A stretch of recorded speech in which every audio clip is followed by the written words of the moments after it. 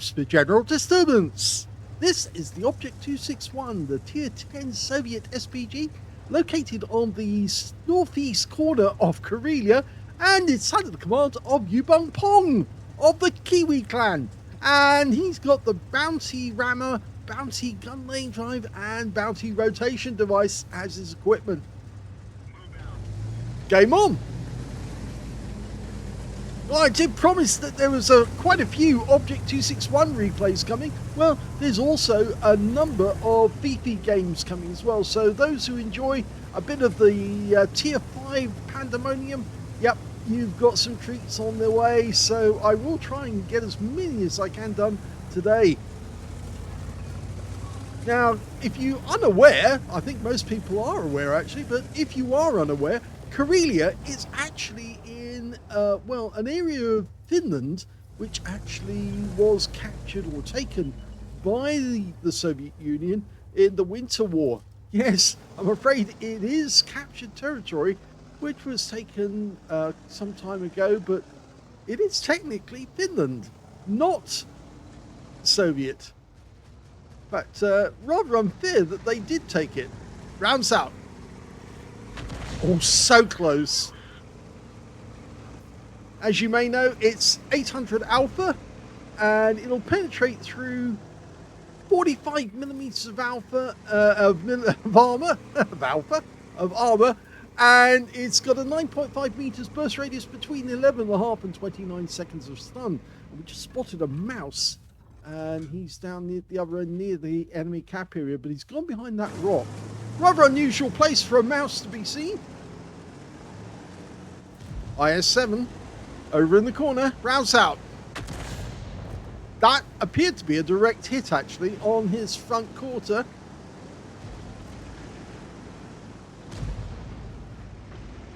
Yes, if you look at it on the maps, you'll see it is the area that was contested between the Soviet Union and Finland during the Winter War. And technically speaking, it is still Finland, because of course it was taken from them. And that's a kill. Lovely. But Finland's not the only country who's actually lost territory to the Soviet Union in a war of aggression. Yes, I'm afraid Georgia's lost a huge amount of territory which belonged to them. And another one goes down. So it is actually something of a bit of a habit. Now, China did lose territory to Russia, not to the Soviet Union as such, but you may know the port of Vladivostok. That is actually a Chinese city, not a Russian city, but it was captured from the Chinese, along with a lot of other territory, which of course the Chinese would like back. I'm pretty sure they would. And they're not the only ones in the area who'd like some of their territory returned. The Japanese also lost a few islands. And yes, the island of Sakhalin, that's a Japanese island. And of course the Kuril Islands as well, which had another kill. Very well done. So 2 kills now for UbumPong. Yes, so there's a lot of territory that could be reassigned back to their original owners if things do not go the way that a certain person wants. In fact, actually, yes, if he has to give in, then he might have to make a lot of territorial concessions, far more than the ones he's actually trying to force others to concede at this moment. But the less said about that, the better for the moment. Yes, so there are quite a few territorial disputes. Of course, you may not know, but Britain had a dispute, and a round out on the 705 lands to one side for 196. Yes, Britain had a dispute with the Soviet Union, in fact, actually with Russia, and this dates back to the Crimean War. And this is quite a funny one, because you see, what actually happened is that when they actually did the treaties, they were supposed to include this area of Britain in the treaty against Russia when they ended the Crimean War, but they forgot to. Yes, I'm afraid so.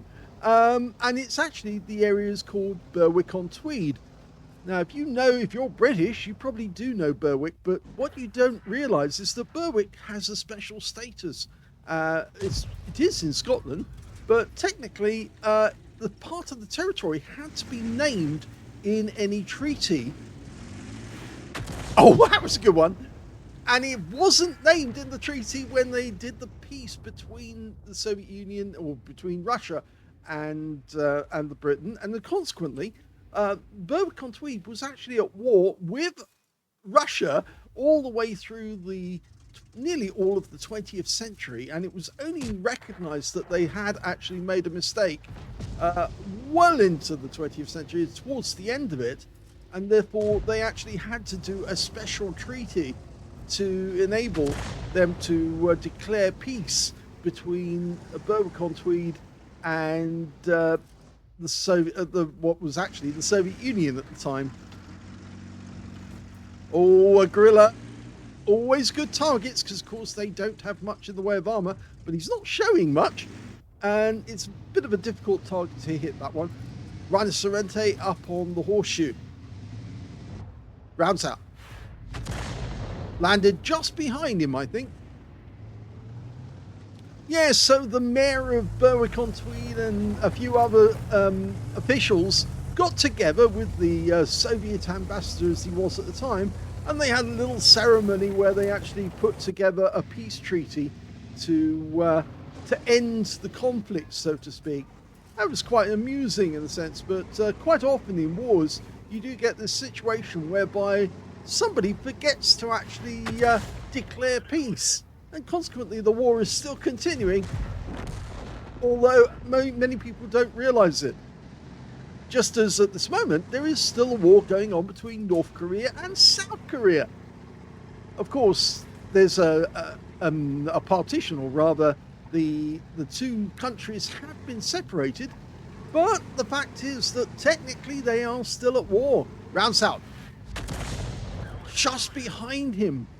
You can see one of the shells has actually impacted on the gun barrel. Now he's looking at that gorilla, but he can't get a shot. We're one down on the enemy at the moment.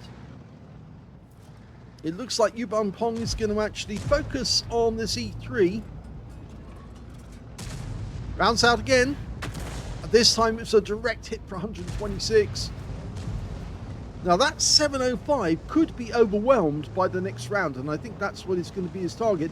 But you can see the reticule is actually partially obscured, and that means that there's something blocking the shot, and in fact it's the rock face on the horseshoe which is actually blocking it. So when he fires this round in, there's a possibility he might miss the target altogether.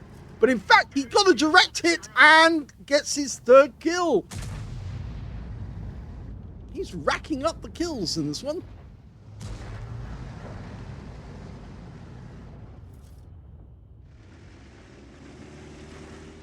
There's other funny stories I can tell you. I heard about the Soviet Union and the like. I don't know if I may have actually told you this story before, but I'll tell it again just in case.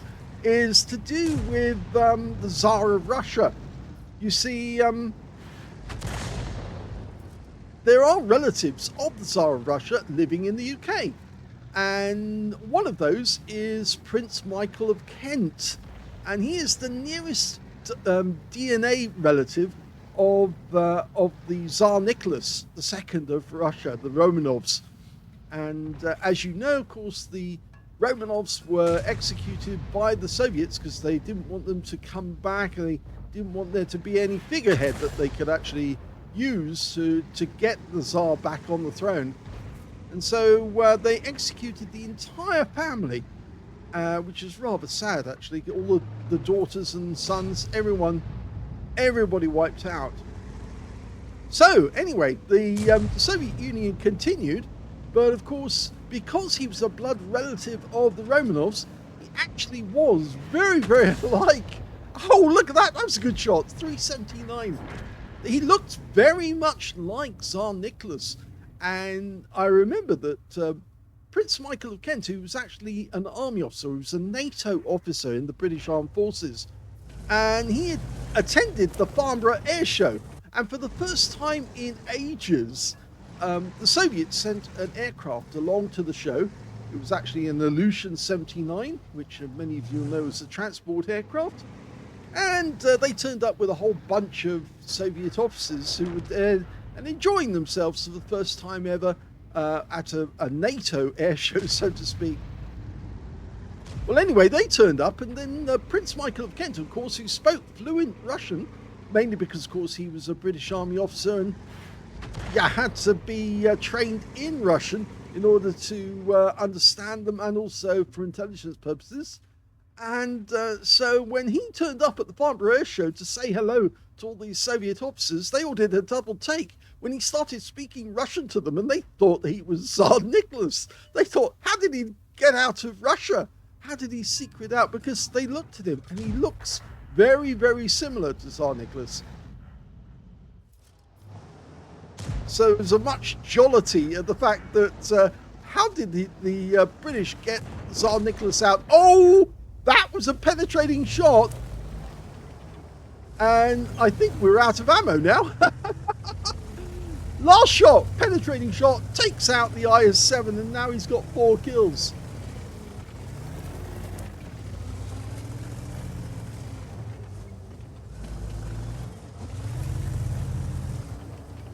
Well, I'm afraid there's not much more he can do except spot. And of course there is a Guerrilla 15 down in the swamp area. And in fact there's 2 enemy tanks coming up the west side of the map. And so at this moment, he's in a bit of a predicament because there's 4 enemy vehicles left on the enemy team. Or, well, one of them being in the swamp. One of them's the Arty, of course, which happens to be a GWE 100. And he's more than likely somewhere at the enemy cap area. What he can do is he can ram an enemy tank and stop them that way. But if he carries on driving where he is, he's going to spot for his team and find out where they are. Now, I would say they're more than likely going through the northwest corner of the map, in which case he's going in there all alone, unarmed, which is a courageous thing to do. And of course, if he does get spotted, he can tell his teammates. And of course, they can do something about it. In the meantime, his other teammates, the Munitoro and the M5Y, are making their way towards the enemy cap. He's changed his mind. He's going to go down the center, I think.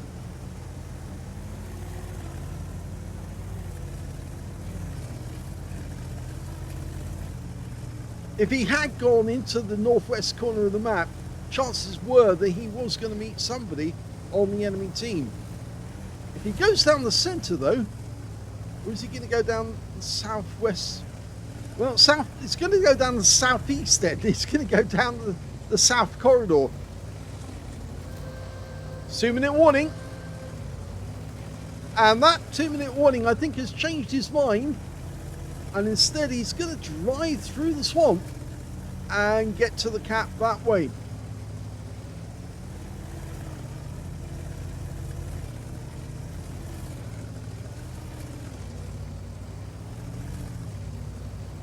With 2,721 hit points of damage and 1,826 stun assists, it's a pretty good chance that UbumPong might actually have a fairly good result out of this game. They found the Death Star. Okay, the M5Y is starting to attack. Now, whilst there's nothing we can actually do to attack the Death Star ourselves, we can go in, and there's the Guerrilla 15. I think he's going to try and distract these guys. Or he's either going to do that or ram them. He could certainly ram the Death Star now and probably kill him. And I get the feeling that might be... Oh, no, he's not going to do that. But he might go after the Guerrilla 15. Meanwhile... Oh, well... Go for it. And he does get a ram. And a big one at 427. Takes the guy down to 2 hit points. Now push the guy. Keep pushing. If he tries to fire, he might actually damage himself. Oh, he got it! And there's the GW... E900 suddenly appears out of nowhere. Well, shotgun for the GW E900 kills our Object 261, but he did get the kill on the Gorilla 15, which means now that his score went up to 5 kills in that game with 4 seconds left. And that's it. We've run out of time. It's a draw. Here's the end of battle stats, and that was a draw for UbumPong of KIWI Clan in the Object 261, but he did get some medals out of it, although not a mastery. He actually got a rock solid out of that game, and in fact, actually, it's fairly difficult to get rock solids because you have to survive a ram that destroys an enemy vehicle when your speed is less than 10 kilometers an hour, and the vehicle you must exceed the vehicle that rams you must exceed the vehicle of the SPG. And in fact, the gorilla rammed himself to death against UbumPong. So yes, he gets the kill, and he also gets a medal. He also got a fighter badge for getting at least 4 kills. He actually ended up with 5, which is 1 short of getting a Top Gun. And on top of that, he got a bruise medal for getting at least 5 critical hits. In fact, he got 10 in the game. His win rate was 5,496, which is Super Unicum standard and a bit more. But sadly, yes, unfortunately, we weren't able to kill the GW E900 in time. And so therefore, it ended up as a draw. We can see when we look at the team score that the T110E5 on our team got 5,265. The M5Y got 5,017. And in third place, it's actually the Gorilla 15 on our team with 4,266. Fourth place went to the enemy GW E900 with 4,231. So he wasn't that far off getting third place.